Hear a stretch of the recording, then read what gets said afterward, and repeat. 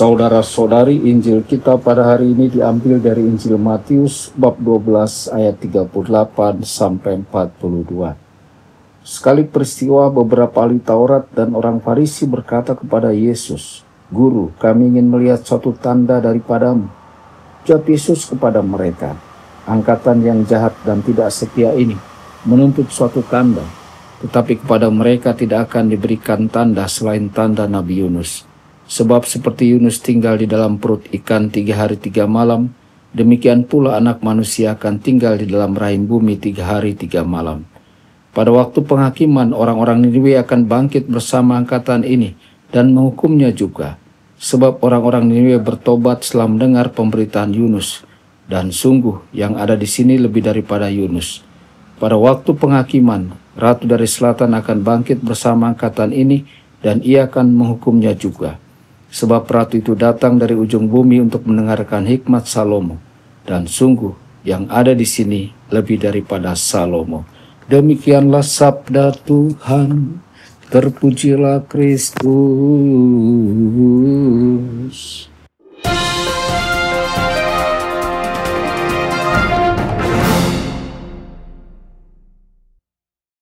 Dalam nama Bapa dan Putra dan Roh Kudus. Amin. Saudara dan saudari terkasih dimanapun Anda berada, jumpa lagi dengan saya Romo Tedens dalam saluran Warta Kabar Sukacita.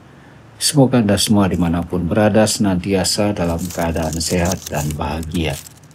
Dalam Injil hari ini kita mendengarkan permintaan orang-orang Farisi dan ahli-ahli Taurat kepada Yesus, "Guru, kami ingin melihat suatu tanda darimu." Mereka meminta bukti, mereka menuntut mukjizat.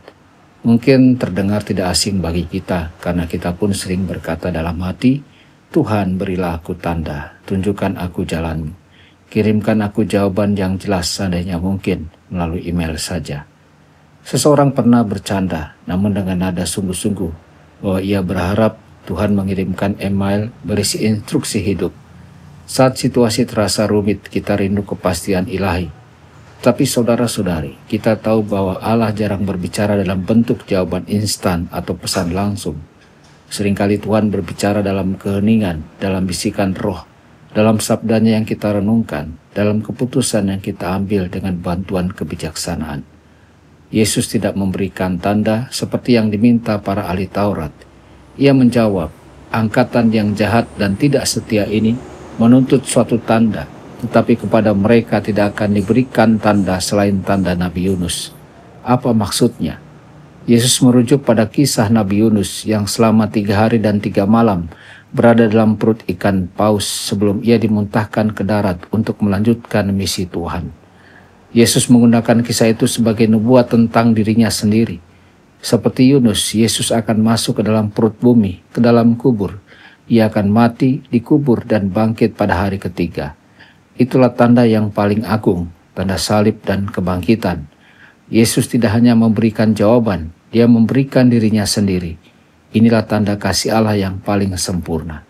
Saudara-saudari, mungkin kita tidak melihat tanda-tanda spektakuler dalam hidup kita, tetapi Yesus telah memberikan kita lebih dari cukup sabdanya, pengorbanannya di salib, kebangkitannya, sakramen-sakramen gereja, dan kehadiran Roh Kudus dalam hati kita. Tanda-tanda itu tidak selalu mencolok, bahkan kadang kita tidak melihatnya, bukan karena tidak ada, tetapi karena kita menolak bentuk jawaban yang Tuhan berikan. Kita ingin Tuhan menjawab dengan cara kita, bukan dengan caranya. Maka saudara-saudari, daripada terus meminta tanda, marilah kita berdoa memohon karunia Roh Kudus, pengertian, pengetahuan, dan kebijaksanaan. Bukan agar Tuhan memberitahu langkah kita secara instan, tetapi agar kita memiliki terang untuk mengenali kehadirannya dan memahami kehendaknya di tengah kebingungan dan keraguan. Yesus berkata bahwa orang-orang Niniwe bertobat karena pewartaan Yunus, dan bahwa Ratu Selatan datang dari jauh untuk mencari hikmat Salomo. Tetapi sekarang, sesuatu yang lebih besar dari Yunus dan Salomo ada di hadapan mereka, yakni Yesus sendiri. Dia adalah hikmat Allah, tanda keselamatan, dan pewahyuan cinta yang paling agung. Hari ini, marilah kita buka hati untuk menerima tanda yang paling sempurna itu, Yesus yang wafat dan bangkit bagi kita. Jangan terus menuntut tanda, mari menjadi tanda. Dengan hidup dalam kasih, iman dan pertobatan, kita pun menjadi saksi nyata bagi dunia bahwa Yesus sungguh bangkit dan hadir di antara kita. Tuhan Yesus memberkati Anda semua. Sabda Allah adalah kebenaran. Sabda Allah adalah kehidupan. Mari kita mencintainya, mari kita menghayatinya.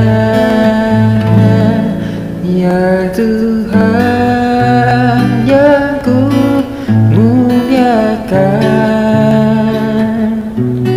sabdamu angkat resahku.